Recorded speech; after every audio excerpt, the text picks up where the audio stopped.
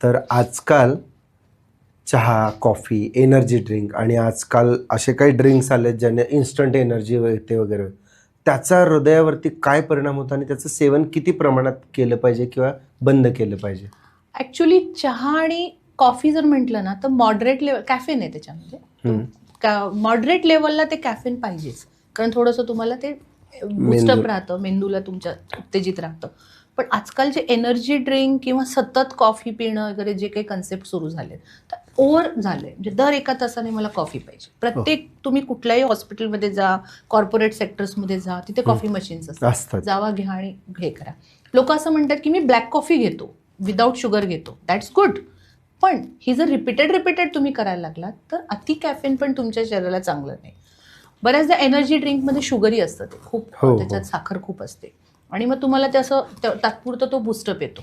त्याच्या पुढची गोष्ट, आजकाल स्टाईल झालेली आहे की संध्याकाळ 10 वाजले, जेवण जरी झालं 9-10ला तरी म्हणायचं नाही चल कॉफी पिऊन येऊया, किंवा उशिरा जाऊन एखादं कॉफी. कधीतरी ठीक आहे, मज्जा म्हणून तुम्ही फॅमिली गेट टुगेदर आहे वगैरे.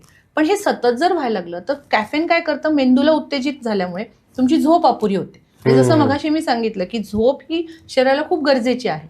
मग झोप नाही झाली, पुन्हा अपचन, ऍसिडिटी, त्याच्यात हे विशेष सर्कल आहे. आणि बऱ्याचदा काही लोक असे आहेत की ऍसिडिटीच्या गोळ्या खाणारे, म्हणजे आपल्याकडे सर्रास पॅन्टोप्रोझोल, ओमेप्रोझोल, झेंटॅक लोकांना पाठ आहे, जातात डायरेक्ट केमिस्टकडनं घेऊन येतात. पण तुम्ही जेव्हा अशा गोळ्या घेत असता तेव्हा त्याचा परिणाम असेच वारंवार गोळ्या घेणाऱ्या लोकांच्या मध्ये पुढे जाऊन हार्ट अटॅकचं प्रमाण हे खूप वाढतं आणि माहीतच नाहीये लोकांना.